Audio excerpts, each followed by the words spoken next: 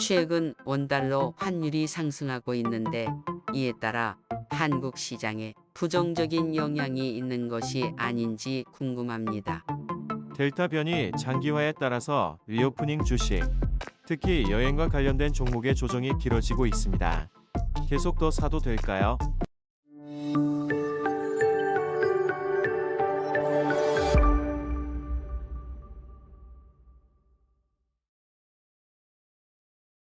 최근 원달러 환율이 상승하고 있는데 이에 따라 한국 시장에 부정적인 영향이 있는 것이 아닌지 궁금합니다.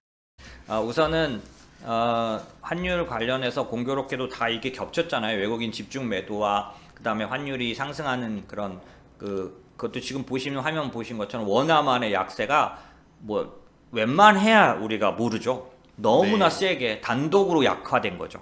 예. 그러니까 지금 이 모든 것들이 겹쳐 있잖아요. 그러니까 반도체 중심의 국가인데 반도체 높다고 하는 나라인데 반도체가 안 좋아진다고 하고, 예, 그런가 하면 외국인들이 집중적으로 매도하고 있고, 뭐 그러면서 환율까지 이렇게 되고 있으니까 이게 엄청나게 삼박자가 맞으면서 굉장히 두려움에 쌓일 수 있고, 환율에 대해서 더 약화된다라는 쪽으로 나오기가 충분히 나오겠지만은 여러분이 항상 보셔야 되는 게 있어요. 예를 들면 이런 거죠. 외국인이 집중적으로 반도체 주식을 팔았어요. 네. 그런데 반도체만 팔았어요. 네, 맞습니다. 왼쪽에 보세요. 반도체만 팔았어요. 그러니까 한국을 매도하는 건 아닌 거죠. 네. 두 번째, 환율이 이렇게 엄청나게 급등했어요. 워낙 강력하게 어떤 그런 변동폭이 나타났죠. 그런데 문제는 뭐냐면 반도체만 팔았다는 것도 그렇지만 또 하나는 한국에서 주식을 계속 다 팔고 떠나는 것처럼 생각하기에는 채권은 또 엄청나게 사고 있어요. 작년에 비슷한 말씀 한번 하셨던 것 같아요. 네, 그래서 우리가 봐야 될 게 뭐냐면 지금 이제 원화 관련해서 환율 관련해서 볼 때는 이렇게 세 가지를 보는 거예요, 여러분. 첫 번째, 이게 한국만의 문제인가? 네. 한국만의 문제가 아니면 심각해집니다. 네. 원화가 환율이 저렇게 높아져서 원화가 약세가 됐는데 더 약세가 될까요? 저한테 물어보고 싶으신 거잖아요. 네. 그렇죠? 그걸 보실 때는 나머지 두 개를 보셔야 되는데 그 중에 대표적인 게 한국만의 문제가 아니냐 이걸 보실 때는 지금 보시는 EMBI 스프레드라는 걸 보는 거예요.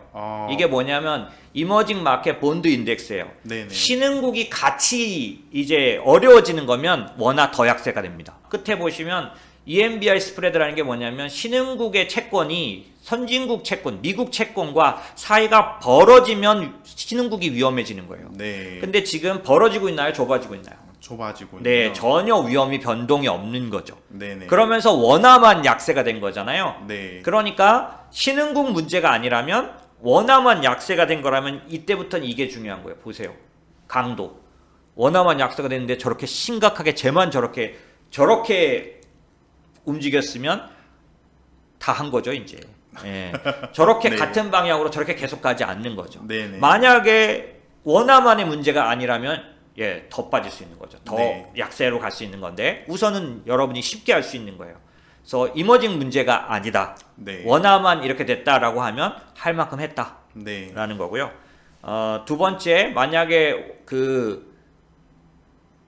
원화가 더 약세가 된다라고 여러분이 많이 걱정할 수 있었던 이유는 반도체 때문이잖아요. 네. 예. 근데 지금 보세요. 반도체가 2018년도 하락하고는 여러 가지 면에서 첫 번째 아까 제가 말씀드렸던 그 현물가 가격이 2018년도에는 10불에서 내려온 거잖아요. 그죠? 네네. 지금 우리는 10불이 아니라 훨씬 더 낮은 가격에서 내려오고 있는 거기 때문에 네. 사실 크게 빠질 게 없다라는 거죠. 그 다음에 8기가 디램으로 따져서 전 말씀드린 거고 128기가는 좀 다릅니다. 그 다음에 오른쪽은 뭐냐면 그 당시 2018년도에는 네.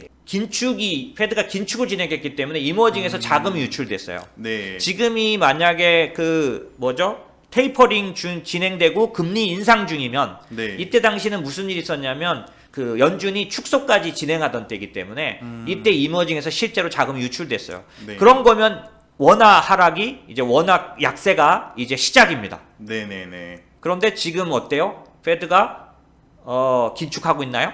아니. 전혀 아닌 네. 거죠. 긴축이 아니라 테이퍼링 긴축의 첫 단계인 테이퍼링 발표도 아직 안 했고 네. 그 얘기조차 안 했어요. 네네. 그런가 하면 밑에 보시면 경기가 피크아웃을 쳤을 때인데도 불구하고 페드가 자산 축소를 해버려가지고 그때 전체 시장이 흔들렸어요. 2018년도에는. 네. 그런 것처럼 지금 이 현재 그 원화 약세는 원화 단독으로 일어났고 네. 그 다음에 이머징 문제가 아니면서 그 다음에 한국을 너무 안 좋게 볼 만큼 외국인이 팔 만한 팩트를 찾아보니까 그럼 반도체가 안 좋아지니까 한국이 안 좋아지는 거 아니냐라고 보기에는 채권을 사고 있다고 말씀드렸죠. 네네. 그 다음에 아까 제가 말씀드린 것처럼 기본적으로는 대형주들의 조정이 이제 조정이 예정돼 있기 때문에 네네. 한국에 대해서 기본적으로 매도 의견을 가질 수밖에 없는 부분이 당분간 매도가 쏟아질 거니까 네네. 그래서 미리 파는 부분들이 있을 수밖에 없었다는 거 말씀드렸잖아요. 네. 그런 것들로 보면은 원화 약세 부분은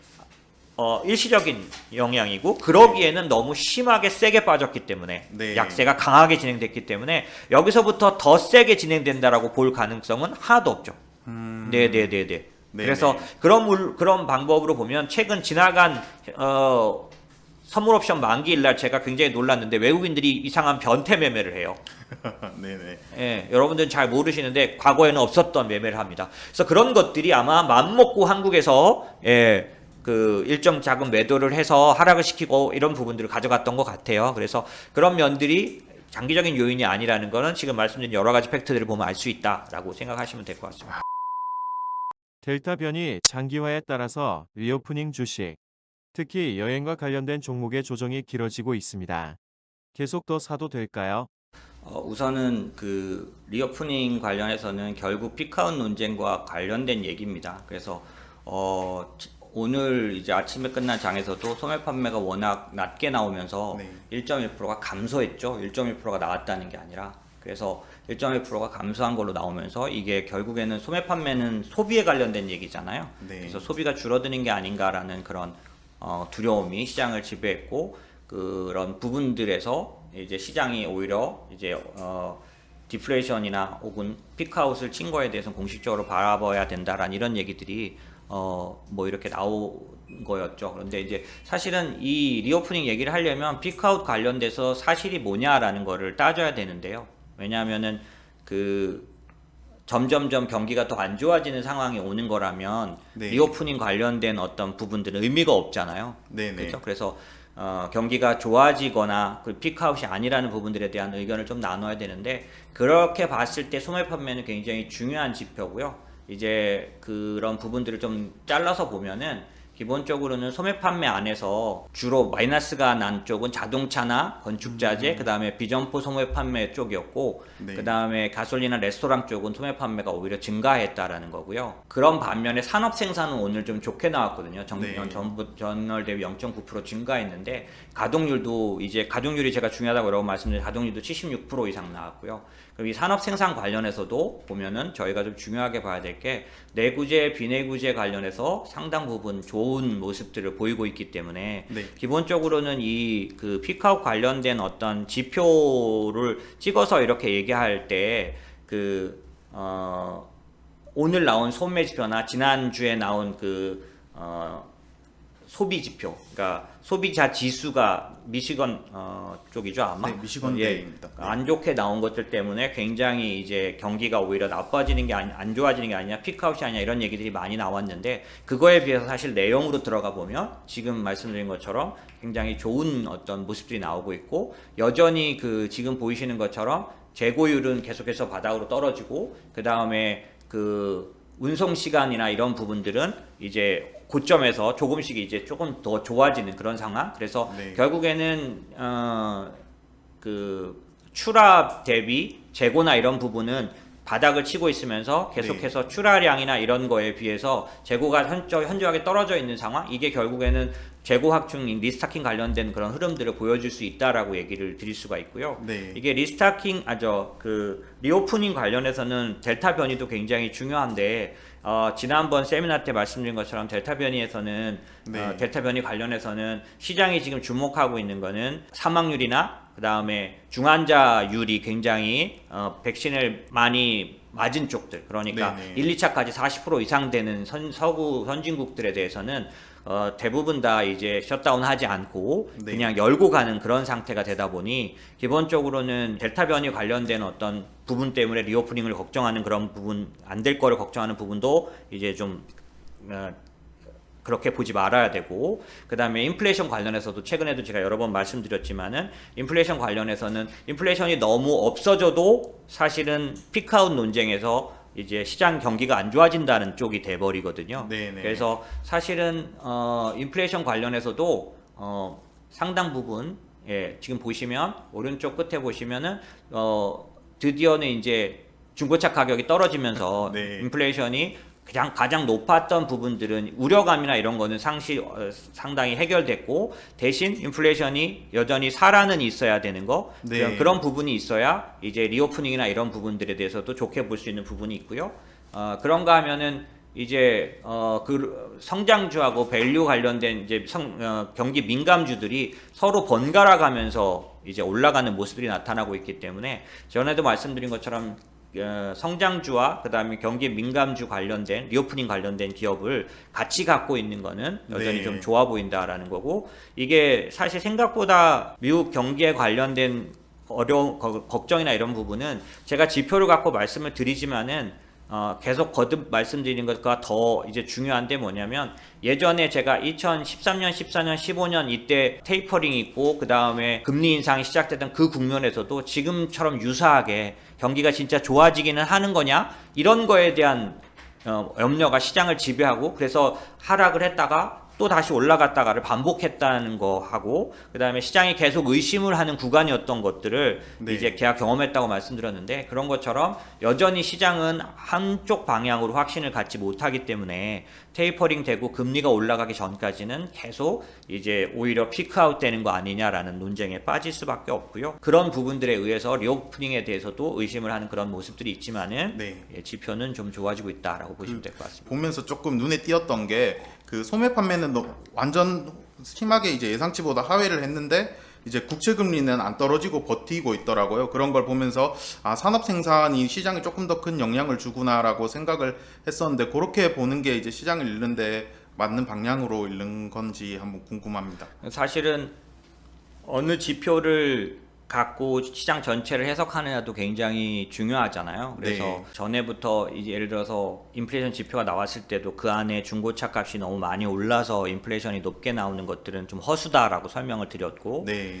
또 그런 것처럼 지금 이제 산업 생산이나 그 다음에 재고 같은 경우에도 네. 제가 재고 관련돼서는 작년도부터 계속 말씀을 드렸지만, 지금 현재 여러 가지 모습으로 볼 때 당장 그 재고 확충이, 리스타킹이 누구도 의심 없이 강력하게 왜 진행이 안 되느냐, 그럼. 네네네. 왜냐하면 공급 쇼티지 때문에. 그래서 바로바로 그거를 시장에다가 증명을 못 하고 있기 때문에. 네. 그래서 거꾸로 수요는 충분히 살아있는데 공급이 딸리는 바람에 수요도 적어지는 부분. 네. 그다음에 이번에 산업 생산이나 그다음에 그 소비에도 나왔지만은 이제 그 미국 같은 데들은 네. 셧다운을 안 하고 가기로 했기 때문에 네.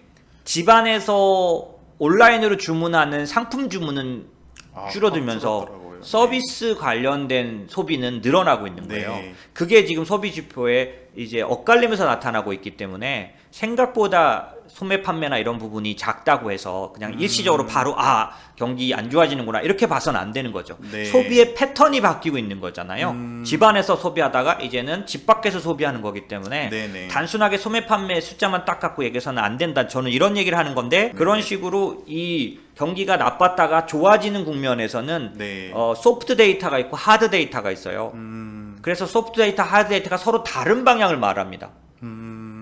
그런 경우가 과거에 2015년, 16년도에도 똑같이 나타났었어요. 네네. 그럼 뭘 보고 뭘 확인할 거냐라는 건 결국 자기의 생각에 관련된 부분인데, 제가 아까 말씀드린 것처럼 리스타킹 관련된 지표들은 이미 현저하게 증명이 되고 있기 때문에 기본적으로 수요가 죽지는 않는, 인플레이션이 네. 있어야 수요가 안 죽는 것도 또 우리가 믿을 수 있는, 네, 예, 그런 것들이 다 저희가 보는 지표들은 살아있는 거죠. 예, 그렇기 때문에 저희는 지금 갖고 있는 그 경기 민감주 관련해서는 전혀 이제 회수하거나 이렇게 하지 않고, 네. 그러니까 니네는 다 그냥 맨날 다 괜찮다고 하지 않냐? 이럴 수도 있는데, 네. 그렇지 않고 예를 들면 중국에 대해서 저희가 의견을 드린 것처럼 네, 저희는 캐시우드나 아니면 그 조지 소로스 같은 단호한 의견들을 저희도 갖고 있거든요. 네네. 그런 것처럼 기본적으로 뭐든지 다 괜찮다가 아니라 차이가 있다라는 거죠. 네네, 감사합니다.